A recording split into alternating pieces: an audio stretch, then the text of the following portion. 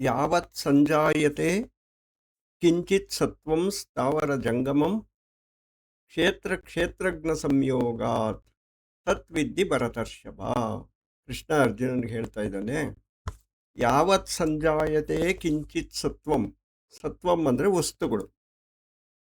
ಯಾವತ್ ಸಂಜಾಯತೆ ಕಿಂಚಿತ್ ಸತ್ವಂ ಅಂದರೆ ಯಾವ ಯಾವ ವಸ್ತುಗಳು ಈ ಪ್ರಪಂಚದಲ್ಲಿ ಸೃಷ್ಟಿಯಾಗುತ್ತೋ, ಹುಟ್ಟುತ್ತೋ, ಆ ಎಲ್ಲ ಯಾವ್ಯಾವ ವಸ್ತುಗಳು? ಸ್ಥಾವರ ಜಂಗಮಂ. ಸ್ಥಾವರ ಅಂದರೆ ಚಲಿಸದೆ ಒಂದೇ ಕಡೆ ನಿಂತಿರುವಂತಹ ವಸ್ತುಗಳು. ಇವಾಗ ಬೆಟ್ಟ, ಗುಡ್ಡ ಅವು ವಸ್ತುಗಳೇ, ಆದರೆ ಅವು ಚಲಿಸೋದಿಲ್ಲ. ಮರ ಜೀವ ಇದೆ, ಆದರೆ ಅದು ಚಲಿಸೋದಿಲ್ಲ, ಒಂದು ಕಡೆನೇ ನಿಂತಿರುತ್ತೆ. ಅವನ್ನೆಲ್ಲ ಸ್ಥಾವರ ಅಂತ ಕರೀತಾರೆ. ಜಂಗಮ ಅಂದರೆ ಚಲಿಸುವಂತಹ ವಸ್ತುಗಳು. ಇವಾಗ ಪ್ರಾಣಿಗಳು, ಮನುಷ್ಯ ಇವರೆಲ್ಲ ನಡ್ಕೊಂಡು ಅಲ್ಲಿ ಇಲ್ಲಿ ಓಡಾಡ್ತಾ ಇರ್ತಾರೆ, ಆದ್ದರಿಂದ ಅವರು ಜಂಗಮ. ಸೊ ಎರಡು ರೀತಿಯ ವಸ್ತುಗಳನ್ನು ಹೇಳಿದ್ದಾರೆ, ಸ್ಥಾವರವಾದ ಮತ್ತು ಜಂಗಮ. ಈ ಸ್ಥಾವರ ಮತ್ತು ಜಂಗಮ ಈ ಪ್ರಪಂಚದಲ್ಲಿ ಯಾವ್ಯಾವುದಿದೆಯೋ, ಎಷ್ಟು ಥರ ಪ್ರಾಣಿಗಳಿದೆಯೋ, ಎಷ್ಟು ಥರ ಮರಗಿಡಗಳಿದೆಯೋ, ಎಷ್ಟು ಥರ ಬೆಟ್ಟ ಗುಡ್ಡಗಳಿದೆಯೋ, ಇವೆಲ್ಲವೂ ಹುಟ್ಟುವುದು ಹೇಗೆ ಅಂದರೆ ಕ್ಷೇತ್ರ ಕ್ಷೇತ್ರಜ್ಞ ಸಂಯೋಗ. ಈ ಕ್ಷೇತ್ರ ಮತ್ತು ಕ್ಷೇತ್ರಜ್ಞ ಮೊದಲನೇ ಶ್ಲೋಕ, ಎರಡನೇ ಶ್ಲೋಕ, ಐದನೇ ಶ್ಲೋಕದಲ್ಲಿ ತಿಳ್ಕೊಂಡಿದ್ವಿ ನಾವು. ಕ್ಷೇತ್ರ ಅಂದರೆ 5 ಪಂಚಮಹಾಭೂತಗಳು, ಕರ್ಮೇಂದ್ರಿಯಗಳು, ಜ್ಞಾನೇಂದ್ರಿಯಗಳು, ಮನಸ್ಸು, ಬುದ್ಧಿ, ಚಿತ್ತ ಇವೆಲ್ಲವೂ ಸೇರಿ ಕ್ಷೇತ್ರ ಅಂತ ಅಭಿಧೀಯತೆ ಕರೀತಾರೆ. ಇದನ್ನು ಯಾರು ತಿಳ್ಕೊತಾ ಇದ್ದಾನೋ ಅವನು ಕ್ಷೇತ್ರಜ್ಞ ಅಂತಲೂ ತಿಳ್ಕೊಂಡಿದ್ದೀವಿ. ಈ ಕ್ಷೇತ್ರ ಮತ್ತು ಕ್ಷೇತ್ರಜ್ಞ ಇಬ್ಬರು ಸಂಯೋಗ ಒಟ್ಟಿಗೆ ಸೇರಿದಾಗ ಈ ಸ್ಥಾವರ ಮತ್ತು ಜಂಗಮತ್ವವಾದ ಎಲ್ಲ ವಸ್ತುಗಳು ಪ್ರಪಂಚದಲ್ಲಿ ಸಂಜಾಯತೆ ಹುಟ್ಟುಕೊಳ್ಳುತ್ತೆ, ಸೃಷ್ಟಿಯಾಗುತ್ತೆ. ಈ ರೀತಿಯಲ್ಲಿ ನೀನು ಈ ಜಗತ್ತಿನ ಸೃಷ್ಟಿಯನ್ನು ಅರ್ಥ ಮಾಡ್ಕೋ ಅರ್ಜುನ ಅಂತ ಕೃಷ್ಣ ಹೇಳ್ತಾ ಇದ್ದ. ಅಂದರೆ ಈ ಪ್ರಪಂಚ ಸೃಷ್ಟಿಯಾಗೋದಕ್ಕೆ 2 ವಸ್ತುಗಳು ಬೇಕೇ ಬೇಕು. ಒಂದು ಸ್ಥಾವರ ಜಂಗಮತ್ವದ ವಸ್ತುಗಳು ಸೃಷ್ಟಿಯಾಗೋದಕ್ಕೆ 2 ಬೇಕು. ಒಂದು ಕ್ಷೇತ್ರ ಇರಬೇಕು, ಇನ್ನೊಂದು ಕ್ಷೇತ್ರಜ್ಞಾನ ಇರಬೇಕು. ಎರಡೂ ಒಟ್ಟಿಗೆ ಸೇರಿಕೊಂಡಾಗ ಈ ಜಗತ್ತು ಸೃಷ್ಟಿಯಾಗುತ್ತೆ. ಸುಮ್ಮನೆ ಒಂದು ಸರಳ ಉದಾಹರಣೆ ಅಂದರೆ, ಇವಾಗ ಮನೆಯಲ್ಲಿ ಅಡುಗೆ ಮಾಡಬೇಕು ಅಂದರೆ ಅಡುಗೆ ಮಾಡೋರು ಇರಬೇಕು, ಅದಕ್ಕೆ ಬೇಕಾದಂಥ ಅಕ್ಕಿ, ಬೇಳೆ, ತರಕಾರಿ ಮುಂತಾದ ಪದಾರ್ಥಗಳು ಇರಬೇಕು. ಆ ಪದಾರ್ಥಗಳನ್ನು ನೀವು ಕ್ಷೇತ್ರ ಅಂದ್ಕೊಂಡ್ರೆ ಮಾಡ್ತಾ ಇರೋರು ಕ್ಷೇತ್ರಜ್ಞ. ಸೊ ಇಬ್ಬರೂ ಇದ್ದರೆ ಮಾತ್ರ ಅಲ್ಲಿ ಅಡುಗೆ ಆಗುತ್ತೆ. ಏನೂ ಸಾಮಾನೇ ಇಲ್ಲ, ಬರೀ ಅಡುಗೆ ಅವ್ರು ನಿಂತ್ಕೊಂಡಿದ್ದಾರೆ, ಅಡುಗೆ ಆಗಲ್ಲ. ಎಲ್ಲ ಸಾಮಾನು ಇದೆ, ಮಾಡೋರೇ ಇಲ್ಲ, ಅವಾಗಲೂ ಅಡುಗೆ ಆಗಲ್ಲ. ಇಬ್ಬರು ಸೇರಿದಾಗ, ಇಬ್ಬರು ಒಟ್ಟಿಗೆ ಇದ್ದಾಗ ಅಡುಗೆ ಎನ್ನುವ ಒಂದು ವಸ್ತು ಹುಟ್ಕೊಳ್ಳುತ್ತದು.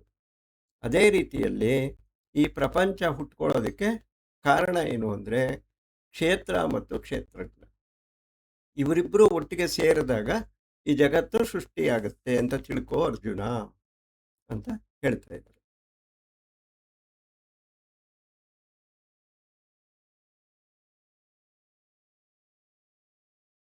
ಈಗ ಪರಮೇಶ್ವರನ ವಿಷಯದಲ್ಲಿ ಕುರಿತು ಶ್ರೀಕೃಷ್ಣ ಅರ್ಜುನನಿಗೆ ಹೇಳ್ತಾ ಇದ್ದಾನೆ, ಸಮಂ ಸರ್ವೇಷು ಭೂತೇಷು ತಿಷ್ಠಂತಂ ಪರಮೇಶ್ವರಂ. ನಮ್ಮೆಲ್ಲರಿಗೂ ಗೊತ್ತು, ಎಲ್ಲ ಪ್ರಾಣಿಗಳ ಹೃದಯದಲ್ಲಿಯೂ ಕೂಡ ಆ ಪರಮೇಶ್ವರನು ಆತ್ಮಸ್ವರೂಪದಲ್ಲಿ ನೆಲೆಸಿದ್ದಾನೆ ಅಂತ ನಮಗೆ ಗೊತ್ತಿದೆ. ಹೇಗೆ ನೆಲೆಸಿದ್ದಾನೆ?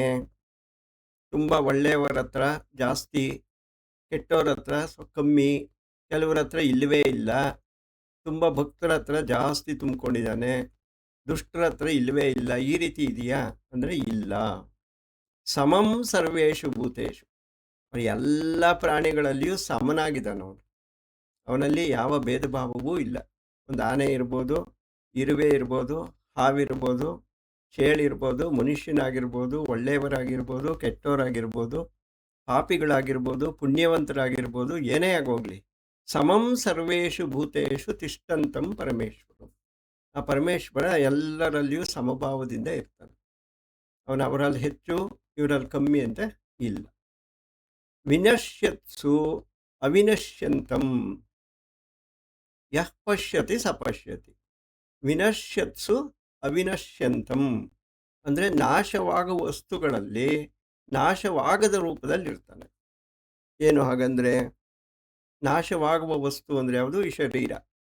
ಈ ಶರೀರ ಹುಟ್ಟಿದ ಮೇಲೆ ಒಂದು ದಿನ ಇವತ್ತು ನಾಳೆ ಯಾವತ್ತೋ ನಾಶ ಆಗೋಗುತ್ತದು. ಆದರೆ ಆ ಶರೀರದ ಒಳಗಿರುವ ಆತ್ಮ ನಾಶವಾಗೋದಿಲ್ಲ. ಆದ್ದರಿಂದ ಅವನು ಹೇಗಿರ್ತಾನೆ? ನಾಶವಾಗುವ ವಸ್ತುವಿನಲ್ಲಿ ನಾಶವಾಗದೇ ಇರ್ತಾನೆ. ಅದು ವಿನಶ್ಯನ್ಸು ಅವಿನಶ್ಯಂತಂ. ಈ ರೀತಿಯಲ್ಲೇ ಭಗವಂತನನ್ನ ಯಾರು ಅರ್ಥ ಮಾಡ್ಕೋತಾರೆ, ಅವನೇ ನಿಜವಾಗಲೂ ನೋಡಿದವನು, ಅವನೇ ಸರಿಯಾಗಿ ಅರ್ಥ ಮಾಡ್ಕೊಂಡವನು. ಯಃ ಪಶ್ಯತಿ ಸ ಪಶ್ಯತಿ. ಈ ರೀತಿಯಲ್ಲೇ ಪರಮೇಶ್ವರನನ್ನ ಯಾರು ಅರ್ಥ ಮಾಡ್ಕೊಂಡಿದ್ದಾರೋ ಅವರೇ ಸರಿಯಾಗಿ ಅರ್ಥ ಮಾಡ್ಕೊಂಡಿರೋರು. ಯಾವ ರೀತಿ? ಎಲ್ಲ ಭೂತಗಳಲ್ಲಿಯೂ ಎಲ್ಲ ಪ್ರಾಣಿಗಳಲ್ಲಿಯೂ ಭಗವಂತ ಸಮನಾಗಿದ್ದಾನೆ. ಅವನು ಯಾರಲ್ಲಿಯೂ ಕೂಡ ಭೇದ ಭಾವವನ್ನು ಮಾಡ್ತಾ ಇಲ್ಲ. ನಾಶವಾಗುವ ಶರೀರಗಳಲ್ಲಿ ನಾಶವಾಗದೇ ಇದ್ದಾನೆ. ನಾವು 2ನೇ ಅಧ್ಯಾಯದಲ್ಲೆಲ್ಲ ಓದಿದ್ವಿ. ಆತ್ಮನು ಅವಿನಾಶಿ, ಅವನು ನಾಶವಾಗುವುದಿಲ್ಲ. ಅದಕ್ಕೋಸ್ಕರ ಯುದ್ಧ ಮಾಡುವಂತ ಹೇಳ್ತಾ ಇದ್ದಾನೆ. ಯಾಕೆಂದ್ರೆ ಭೀಷ್ಮ ದ್ರೋಣ ಎನ್ನುವ ಶರೀರಗಳು ಮಾತ್ರ ಬಿದ್ದೋಗುತ್ತೆ ಹೊರತು ಆತ್ಮಕ್ಕೆ ನಾಶವಿಲ್ಲ. ಆದ್ದರಿಂದ ನೀನು ಶೋಕ ಮೋಹವನ್ನು ಬಿಟ್ಟು ಯುದ್ಧ ಮಾಡು ಅಂತ ಹೇಳಿದ್ದನ್ನೇ ತಿರ್ಗಾ ಇಲ್ಲಿ ವಿನಶ್ಯತ್ಸು ಅವಿನಶ್ಯಂತಂ ಅಂತ ಹೇಳ್ತಾ ಇದ್ದಾನೆ. ಇವಾಗ ಒಬ್ಬ ಮನುಷ್ಯ ಮರಣ ಹೊಂದಿದ, ಅವನು ಹೊಟ್ಟೋದ, ಆದರೆ ಅವನೊಳಗಿರೋ ಆತ್ಮ ಹೋಗಲಿಲ್ಲ. ಅದು ಇನ್ನೊಂದು ಶರೀರವನ್ನು ಸೇರ್ಕೋತು. ಅದಕ್ಕೆ ನಾಶ ಇಲ್ಲ. ಈ ರೀತಿಯಲ್ಲಿ ಪರಮೇಶ್ವರನನ್ನು ಯಾರು ಅರ್ಥ ಮಾಡ್ಕೋತಾರೋ ಅವರು ಸರಿಯಾಗಿ ಅರ್ಥ ಮಾಡ್ಕೊಂಡಿದ್ದಾರೆ ಭಗವಂತನ ಅಂತ ಅರ್ಥ. ಯಃ ಪಶ್ಯತಿ ಸ ಪಶ್ಯತಿ.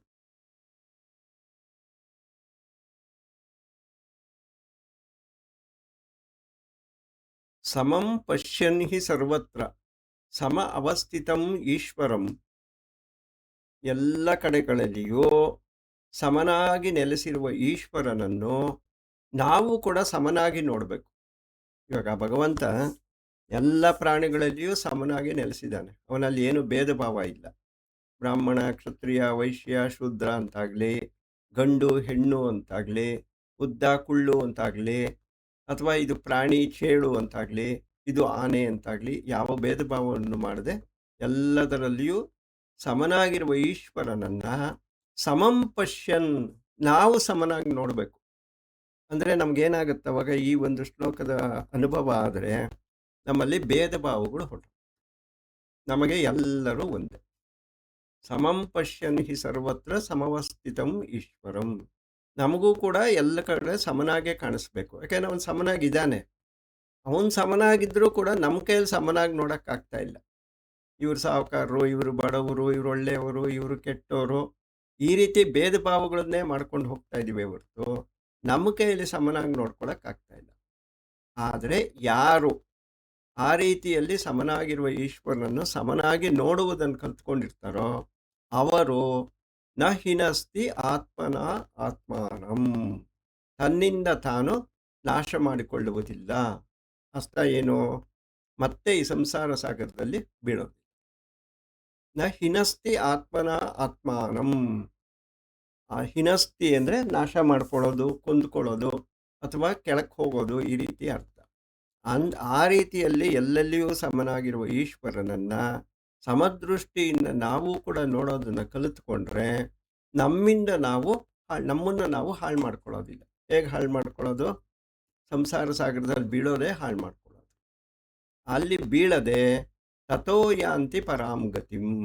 ನಾವು ಉತ್ತಮವಾದ ಪರಗತಿಯನ್ನ, ಮೋಕ್ಷವನ್ನ ಹೊಂದುತ್ತೀವಿ ಅಂತ ಹೇಳ್ತಾರೆ. ಸೊ ಮೋಕ್ಷಕ್ಕೆ ಒಂದು ಮಾರ್ಗವನ್ನು ಭಗವಂತ ಕೊಟ್ಟಿದ್ದಾನೆ. ಕೊನೆಯ ಪಕ್ಷ ಇದಾದರೂ ಮಾಡಬೇಕು. ಎಲ್ಲರಲ್ಲಿಯೂ ಭಗವಂತ ಸಮನಾಗಿರೋದ್ರಿಂದ ಎಲ್ಲರನ್ನು ನಾವು ಸಮನಾಗಿ ನೋಡುವುದನ್ನು ಕಲ್ತ್ಕೋಬೇಕು. ಆಗ ನಮ್ಮ ಆತ್ಮೋದ್ಧಾರ ಆಗತ್ತೆ, ಸತ್ವಗುಣ ಸಂಪನ್ನರಾಗ್ತೀವಿ, ಮೋಕ್ಷಕ್ಕೆ ದಾರಿ ತೆಕ್ಕೊಳ್ತೀವಿ.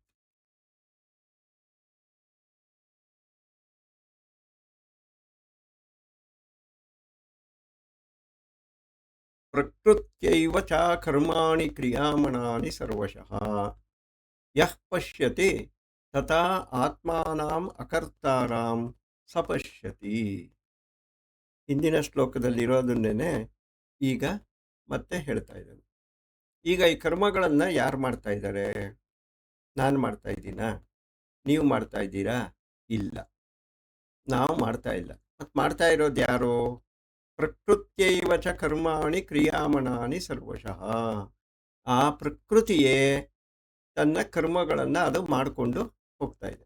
ಇವಾಗ ಯಾರೆಲ್ಲ ಸತ್ವಗುಣ ಸಂಪನ್ನರು ಒಂದು ದಾನ ಮಾಡ್ತಾರೆ, ರಜೋಗುಣ ಸಂಪನ್ನರು ಏನೋ ಮಾಡಕ್ಕೆ ಹೋಗಿ ಒಂದು ಕೆಟ್ಟ ಕೆಲಸವನ್ನು ಮಾಡ್ತಾರೆ, ತಮೋಗುಣ ಸಂಪನ್ನರು ಅಜ್ಞಾನದಿಂದ ಅವಿವೇಕದಿಂದ ನಡ್ಕೋತಾರೆ. ನಾವು ನಡ್ಕೋತಾ ಇದ್ದೀವಾ? ಇಲ್ಲ.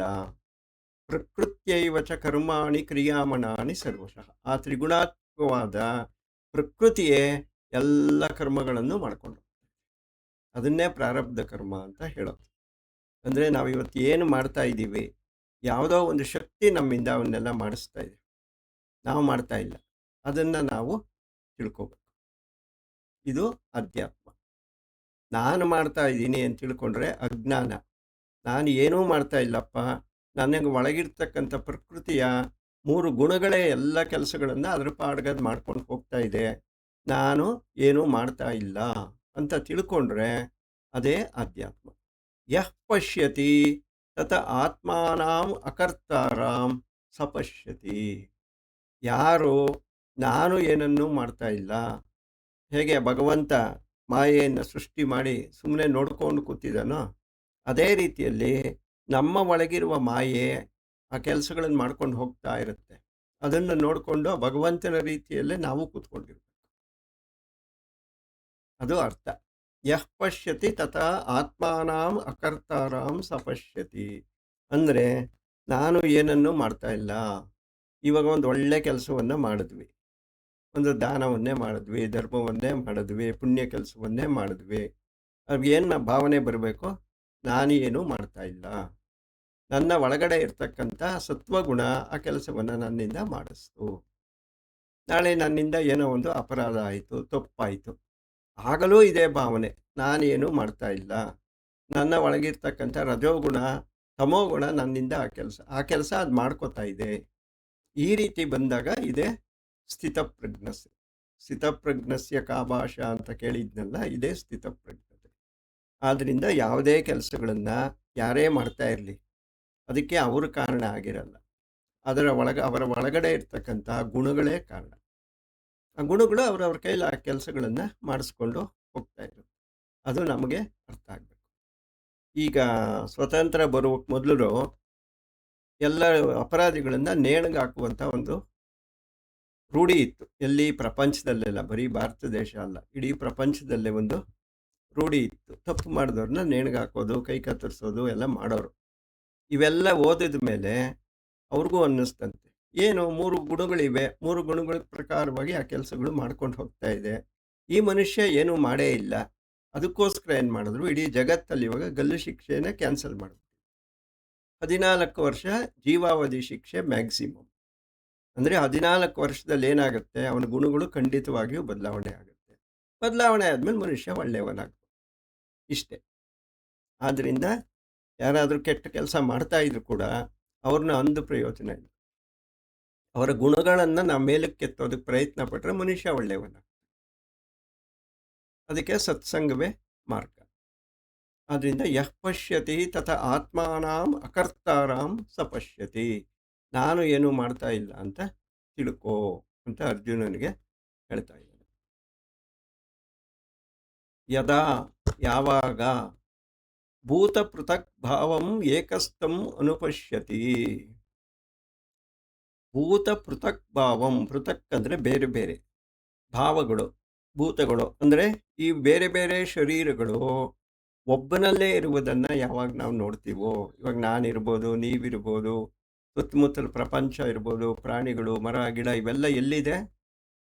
ಆ ಪರಬ್ರಹ್ಮ ವಸ್ತುವಿನಲ್ಲೇ ಇದೆ. ಆ ರೀತಿ ನೋಡ್ಬೇಕು. ನಾವು ಬೇರೆ ಬೇರೆಯಾಗಿ ಎಲ್ಲೇ ಒಬ್ಬೊಬ್ಬರು ಒಂದೊಂದು ಕಡೆ ಇಲ್ಲ, ಎಲ್ಲರೂ ಕೂಡ ಒಂದೇ ಕಡೆ ಒಂದೇ ಜಾಗದಲ್ಲೇ ಇದ್ದೀವಿ. ಅದೇ ಪರಬ್ರಹ್ಮ ವಸ್ತು, ಅದೇ ಹಿರಣ್ಯ ಗರ್ಭ. ಯದಾ ಭೂತಂ ಪೃಥಕ್ ಭಾವಂ ಏಕಸ್ಥಂ ಅನುಪಶ್ಯತಿ.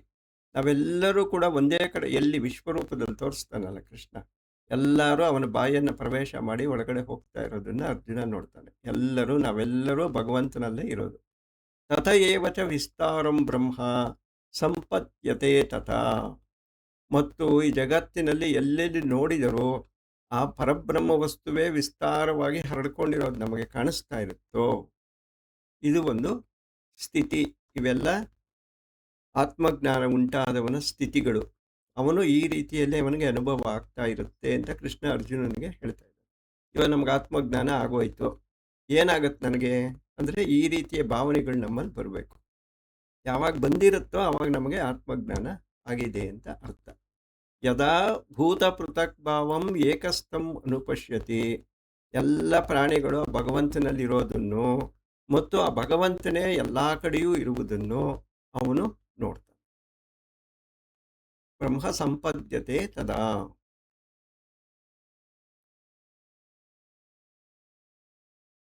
ಅನಾದಿತ್ವಾನ್ ನಿರ್ಗುಣತ್ವಾತ್ ಪರಮಾತ್ಮ ಅಯಂ ಅವ್ಯಯಃ ಶರೀರಸ್ಥಃ ಅಪಿ ಕೌಂತೇಯ ನ ಕರೋತಿ ನ ಲಿಪ್ಯತೆ. ಹಾಗಾದರೆ ಈ ಭಗವಂತ ನಮ್ಮ ಶರೀರದಲ್ಲಿದ್ದಾನೆ, ಅನೇಕ ಕೆಲಸಗಳನ್ನು ಮಾಯೆಯ ಮೂಲಕ ಮಾಡಿಸ್ತಾ ಇದ್ದಾನೆ. ಹಾಗಾದರೆ ಅವನಿಗೆ ಕರ್ಮಗಳಿದೆಯಾ? ಅವನು ಕರ್ಮಫಲವನ್ನು ಸುಖ ದುಃಖಗಳನ್ನು ಅನುಭವಿಸ್ಬೇಕಾ? ಅವನು ಪುನರ್ಜನ್ಮಗಳನ್ನು ನಮ್ಮ ಥರನೇ ಪಡ್ಕೋಬೇಕಾ ಅಂತ ಕೇಳಿದ್ರೆ ಇಲ್ಲ. ಏಕೆ?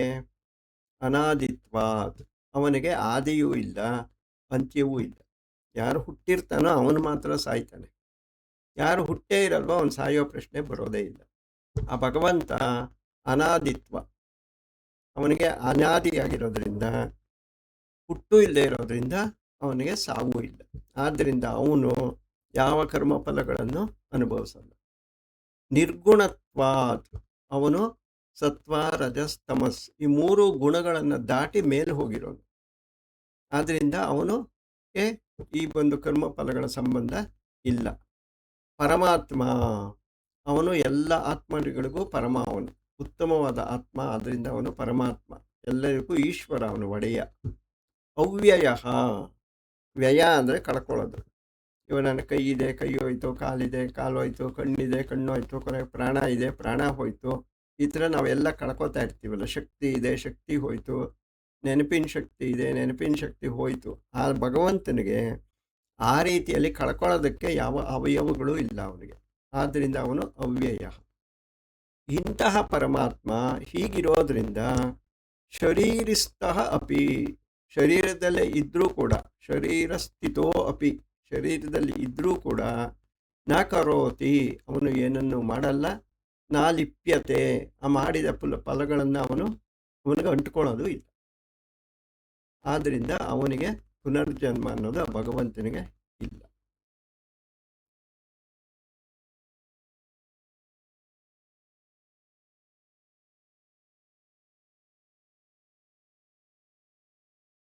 ಯಥಾ ಸರ್ವಗತಂ ಸೂಕ್ಷ್ಮಂ ಆಕಾಶಂ ನ ಲಿಪ್ಯತೆ ಸರ್ವತ್ರ ಅವಸ್ಥಿತೋ ದೇಹೇ ತಥಾ ಆತ್ಮನ ಲಿಪ್ಯತೆ ನ ಲಿಪ್ಯತೆ. ಈಗ ಮೋಡಗಳು ಆಕಾಶದಲ್ಲಿ ಓಡಾಡ್ತಾ ಇರುತ್ತೆ. ಏರೋಪ್ಲೇನ್ ಕೂಡ ಆಕಾಶದಲ್ಲಿ ಓಡಾಡ್ತಾ ಇರುತ್ತೆ. ನಮಗೆ ಕಾಣಿಸುತ್ತೆ, ಓಹೋ ಆಕಾಶದಲ್ಲಿ ಮೋಡ ಇದೆ, ಆಕಾಶದಲ್ಲಿ ಪಕ್ಷಿಗಳು ಹಾರಾಡ್ತಾ ಇದೆ, ಆಕಾಶದಲ್ಲಿ ಏರೋಪ್ಲೇನ್ಗಳು ಹಾರಾಡ್ತಾ ಇದೆ. ಹಾಗಾದರೆ ಅವೆಲ್ಲ ಆಕಾಶಕ್ಕೆ ಅಂಟ್ಕೊಂಡು ಹಾರಾಡ್ತಾ ಇದೆಯಾ? ಇಲ್ಲ. ಆಕಾಶದಲ್ಲಿ ಇದೆ ಅಂತ ನಮ್ಮ ಕಣ್ಣಿಗೆ ಕಾಣಿಸ್ತಾ ಇದ್ರೂ ಕೂಡ ಆಕಾಶಕ್ಕೂ ಅದಕ್ಕೂ ಸಂಬಂಧವೇ ಇಲ್ಲ. ಅದೇ ರೀತಿಯಲ್ಲಿ ಈ ಸೂಕ್ಷ್ಮವಾದ ಆಕಾಶಕ್ಕೆ ಅಲ್ಲಿರುವ ಯಾವ ವಸ್ತುಗಳು ಅಂಟ್ಕೊಳ್ಳೋದಿಲ್ಲ. ಅದ್ರ ಪಾಡ್ಗದಿರುತ್ತೆ. ನೋಡೋರಿಗೆ ಹಾಗೆ ಅಂಟ್ಕೊಂಡಾಗ ಕಾಣಿಸುತ್ತೆ. ಅದೇ ರೀತಿಯಲ್ಲಿ ಸರ್ವತ್ರ ಅವಸ್ಥಿತೋ ದೇಹೇ. ಎಲ್ಲ ದೇಹಗಳಲ್ಲಿಯೂ ಆ ಭಗವಂತ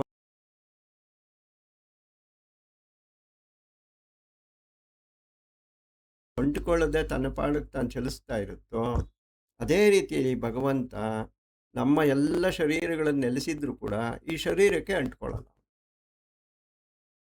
ನಾವು ಅಜ್ಞಾನದಿಂದ ಜೀವಭಾವದಿಂದ ಈ ಶರೀರಕ್ಕೆ ಅಂಟ್ಕೊಂಡ್ಬಿಟ್ಟಿದ್ದೀವಿ. ಆದ್ದರಿಂದ ಮತ್ತೆ ಮತ್ತೆ ಶರೀರಗಳನ್ನು ತಗೊಂಡು ಸುಖ ದುಃಖಗಳನ್ನು ಅನುಭವಿಸ್ಕೊಂಡು ಸಂಸಾರದಲ್ಲಿ ತೊಳಲಾಡ್ತಾ ಇದ್ದೀವಿ.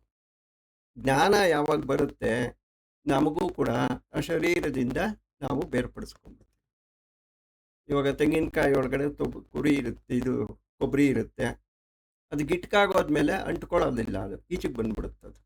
ಅದೇ ರೀತಿಯಲ್ಲೇ ಅಜ್ಞಾನ ಹೋದರೆ ಶರೀರದಿಂದ ಈ ಜೀವನು ಬಿಡಿಸ್ಕೊಂಡು ಈಚೆಗೆ ಬಂದ್ಬಿಡ್ತಾನೆ. ಅವನೇ ಪರಮಾತ್ಮ ಹೋಗ್ತಾನೆ.